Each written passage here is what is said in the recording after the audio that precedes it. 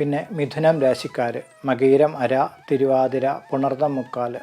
അപ്പോൾ അവർ എന്നാന്ന് വെച്ച് കഴിഞ്ഞാൽ വിമർശിക്കുവാൻ യാതൊരു യോഗ്യതയുമില്ലാത്ത ആൾക്കാർ നിങ്ങളെ എപ്പോഴും വിമർശിച്ചുകൊണ്ട് വരും.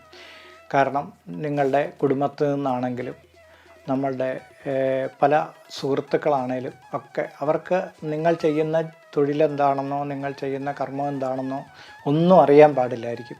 എന്നാലും വിമർശനത്തിന് യാതൊരു കുറവുണ്ടാവില്ല. അങ്ങനെ കുറേ ആൾക്കാരുണ്ട്. നമ്മൾ അവരെ പരിപൂർണമായിട്ടും അവരെ ഒഴിവാക്കുക, അല്ലെ അവരുടെ വാക്കുകൾക്ക് നമ്മൾ പ്രത്യേകിച്ച് യാതൊരു വിലയും കൊടുക്കാതെ മുമ്പോട്ട് പോയി കഴിഞ്ഞാൽ നിങ്ങൾക്ക് നന്നായിട്ട് പോകാനായിട്ട് പോകും. പിന്നെ നല്ല സ്നേഹം, നല്ല സത്യസന്ധരായിട്ടുള്ള സ്നേഹിതരെ, അങ്ങനെയുള്ള ആൾക്കാരെ നമ്മൾ ചേർത്ത് പിടിക്കുക. അവരുടെ ദുഃഖങ്ങളിലും സുഖങ്ങളിലും ഒക്കെ നമ്മൾ പങ്കുചേരുക. നമ്മൾ നല്ല അനാഥാലയങ്ങൾ പോലെ ആരോരും ഇല്ലാതിരിക്കുന്ന കുഞ്ഞു കുട്ടികളോ അങ്ങനെയൊക്കെ ഉള്ളവരുണ്ടെങ്കിൽ അവരുടെ അനാഥാലയങ്ങളിലൊക്കെ സമയം ചെലവഴിച്ച് നമ്മുടെ ജീവിതത്തിന് നല്ല ഒരർത്ഥമുണ്ടാക്കിയെടുക്കാൻ ശ്രമിക്കുകയാണെങ്കിൽ നിങ്ങൾക്കും ഈ 2025 നന്നായിട്ട് പോകുന്നതായിരിക്കും.